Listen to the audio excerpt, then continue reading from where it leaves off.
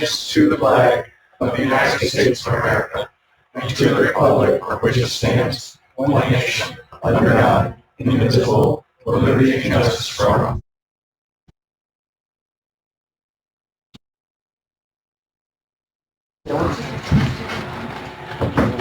Lucy for certificates. Yeah, I don't know where it is. It wouldn't have come through my office. That's about it. Stood here forever. I sang it and sent it back to HR. Well, it's probably in HR. I say HR. We'll make it work. We'll make it. We don't need it. No, we can have them ready.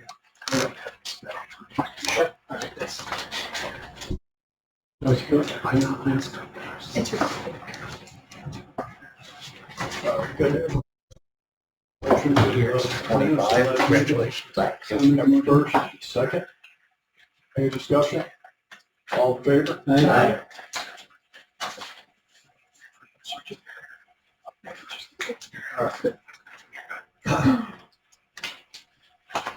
Resolutions. First resolution is the resolution appointing a director of real property tax service agency in and for the county to fully implement the real property tax law to exceed 30.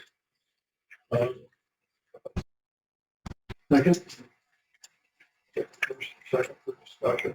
And we have to amend this. Okay. We have a simple amendment to this because in the same meeting next Thursday in the legislature, changes to the management compensation plan are also being considered. So if we include the language as it stands here, stating the salary rate 50, step 15, if the management plan passes in the same meeting, that step language is going to be wrong. So what I'd like to suggest the committee do is make an amendment to, in the first resolved, pursuant at salary grade SG 50, step 15, and replace those words with at a salary of $79,178 pursuant to the management compensation plan. That way, if the plan changes, the step assignment keeps up. Because if the plan changes, it's going to be a step for the same salary. Thanks. Second then. First and second. Any other discussion? All in favor? Aye. Anybody opposed? Thank you, gentlemen.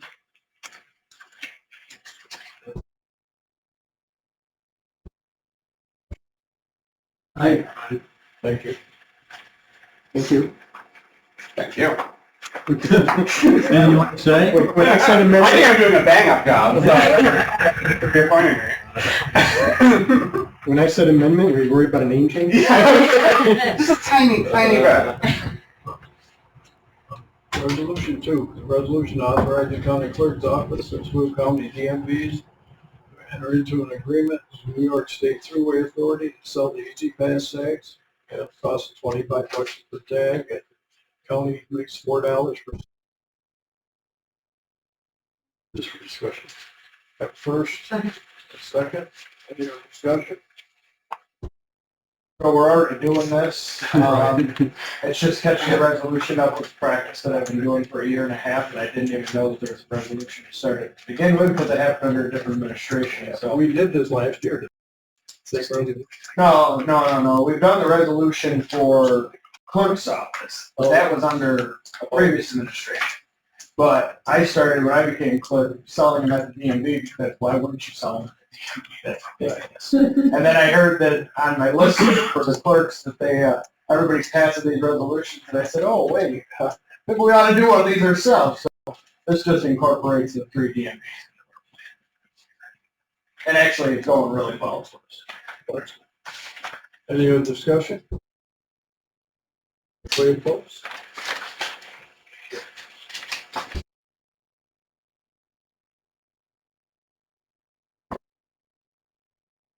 Well, once we get a certificate here, I want to congratulate my 20 years as a deputy in the clerk's office.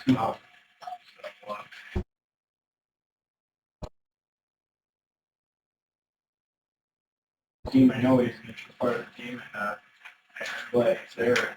what's up with my handful sticks.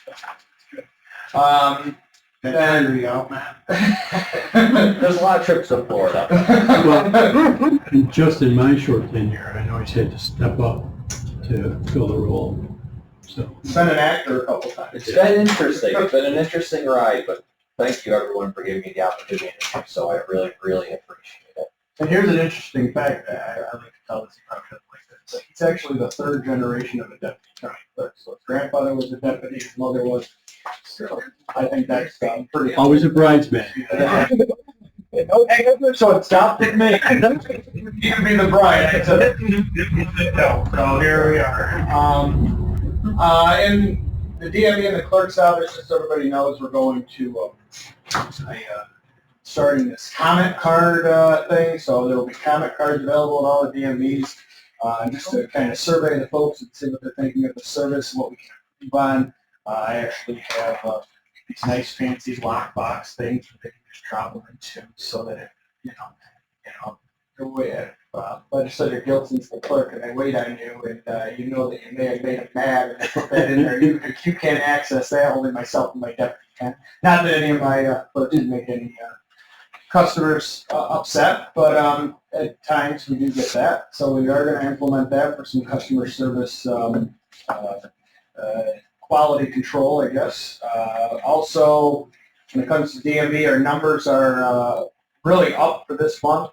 Right now, we're actually we don't have a complete list of all the numbers, but we're still about 3,000 transactions for last year, so that's pretty good. Lines are pretty long, but we are moving quicker than we have. Thanks to this legislature, we had 4 new people. I started 2. They're about a quarter of the way trained, but one's in the last guy, Swigo, doing very well, and the other 2 start today. Training takes a while for DMV. In the clerk's office, we have a new hire there that is taken to it very, very well. Large letter records area, and really stepped up tremendously itself. That. So everything seems to be going pretty well. Record Center, we continue on our back scanning. We've got a great team up there. That's kind of the site out of mind, but I stop in there at least once a week there, plowing through the records, scanning the lines. It's going to be really good. There's back scanning. This is because right now 84 and older are in the Record Center, and we have to wait for them to send that down here to access to it. So, quite honestly, or there's a possibility that you have a little bit more disposable income, so you're spending more on pistols right now and adding more pistols, so we need those records to be online so we can access them. Other than that, we're quite away. So how's the process of the Central Square? Right now, I'm still in negotiations with a real estate company on it. Closer than we have been. The problem is the landlord that so it's kind of hurt, but we'll work on it hopefully by tomorrow. Contracts. Thank you. Anybody else? Thank you very much. Next up, we have strategic initiatives. Do you have any?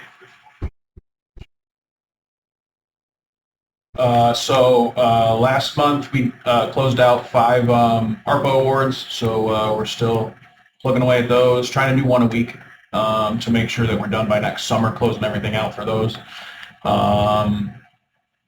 Working on the broadband project, so that's still plugging away. I don't know, anything you want to add for ARPA or broadband? Just on the broadband update, obviously we're still on track to be completed by the end of next year as mandated by the federal and state rules. We have about 14,000 pole licenses that we're working our way through, making sure that we have the authority to get on those poles in time to actually install the cable. So interestingly, the installation piece is substantially quicker than the rest of the pieces we're working through right now. So we hope to have them done probably by late winter, early spring. The pole applications, and then get everything installed next year. So we are prioritizing the areas of the county that tend to fall a little heavier with the snow prior to the snow starts because, again, our deadline of December 31st, 26 is set in stone. There will be no extensions. We have to have it completed by then. We're still on target with that? Still on target. Yeah. A lot of work, still on target. So are you finding any barriers in getting approvals on these poles? And as a percentage, or just a rough estimate, what percentage do you have approval on? So the process for getting on the pole isn't here's the application, yes, you're good to go. There's, I don't know, 7, 8 steps for each pole. And so every pole has started. Do we have an idea how many are completed? I know that's So a small all 116 applications have been completed. They're in varying stages of make-ready approvals and things like that, so they can be sent to National Grid. Once National Grid does their reconciliation, then they'll go to the like Verizon, Windstream, and all of those things. So they're all moving through the process. Make-ready, we got make-ready back, technically construction package for 2 Verizon ones so far. So we should be getting some sort of RFP or bid out for construction coming up, so we can start that, because we have to move, like every pole that we're on, we have to move every line on every pole. So it's a lot, but like Tim said, the construction part really should only take like 6 months. It's getting to that part that's the process. So if the pole fails, Yep. who's going to be responsible to replace the pole? What do you mean when if it fails? Let's say we're going down a road and there's 5 on that road that won't pass. So so in that process that we're in right now, ECC, who's the broadband engineer, if there's like 5, 10 poles, and that they're like, well, we're going to have to replace the whole pole. They'll dig underground instead of using the poles. So that's the process they've gone through and are still going through with their reconciliation between the telcos and National Grid. Because National Grid might say, well, you got to change those 5 poles to make them taller so you can go on there. ECC has they won't. Well, their standard is we're not going to change more than 2 poles per mile for cost efficiency and network efficiency and things like that. Which they have come into that situation, and they've decided to go underground instead of attaching to those poles. But to answer the question, it's part of our project cost to replace the pole if they're required. Yeah, right. So we compare whether it's cheaper to go underground or replace 5 poles. Right. Yep. Thank you. Yeah. mentioned railroads as well. Railroads. Yeah, so so railroad permits, DOT permits, the Thruway Authority permits. I want to say that the list we got from ECC was they're going to need in total about 300 permits altogether, which many of those can be combined permit. But so we're working on railroad. There's going to be 12 railroad crossings. Not sure in terms of how many, like 81 crossings and stuff like that. They're also looking at local permits that would be needed, county permits that would be needed, other state permits that may be needed. Things like that. So there's a pretty big breadth of work that's happening right now, and we have a very large spreadsheet tracker. If anyone wants to look at that, we can more than happy to share that as well. So the plan is to go live as it's wired up as well. So you'll start to see sections of the county getting wired up sooner than others, just because of the area where we're coming from. We expect some of the areas between Fulton, Minetto, Granby, Volney, some of that area to probably be some of our first ones that are fired up. Okay. Thanks. Any other questions? Thank you. Next up, we have real property updates. Nothing big going on. We just finished up the school district tax bills, more specifically the tax files, BOCES, because the ones that actually print those bills. So those have all been printed, and I'm presuming they'll be mailed out this week to homeowners. So I'll get ready to start making corrections to bills where people discover errors, because this is the first time they'll see them. So other than that, it's pretty much just business as usual down there. If you have any questions, though. Any other questions? Thank you. We have a signing council. Yes, so not much news for us. I'm working on the last grant before this grant reporting period closes. I've submitted about 4 over the past 6 weeks, so this is the last one I'm finishing up. There are several outstanding claims that the state has yet to pay out, but I'm hoping that they pay out soon. I'm in communication with the state about those. Otherwise, we're just operating as usual. Any other questions? Next up, we have, Village Planning. Yes, thank you. Similar to what Rachel said, right now really is focusing on budget for next year. Rachel and I have started talking about the Council First Arraignment grant and how to handle that and whether or not it's possible to switch that over to my office at this point. So it's just still what we've been doing, trying to get more attorneys, evaluating where we're at.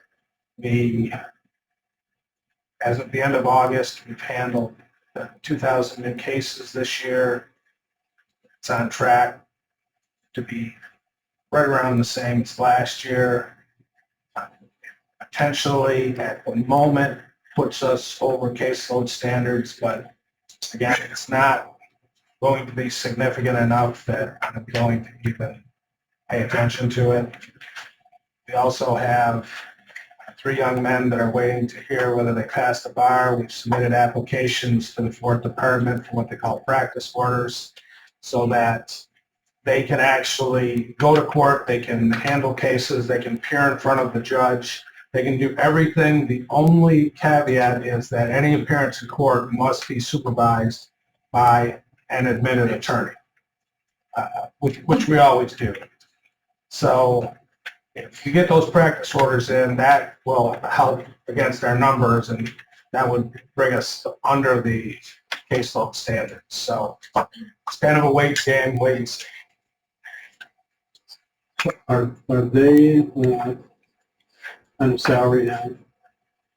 Yes, when the law grads come in as paralegals because they qualify for that position, they are actually attorneys, they're just not admitted to practice. Once they pass the bar, then they are moved from paralegal to assistant public defender. Any questions? We're very busy. And I just got one from week 10, so we had a conference last week. Got a lot of working, well, still don't have our Wi-Fi connected, so our people looks we have to decommission the old ones. IT out this week.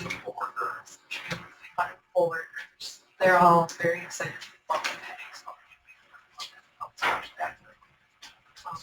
and we're starting our ballot today, so we're incredibly busy. Lots of great comments about the space. Yeah, yeah. Anyone that wants to go over, check it out.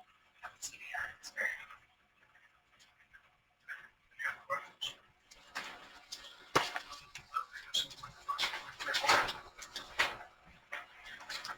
First, second, third. We'll go and take a quick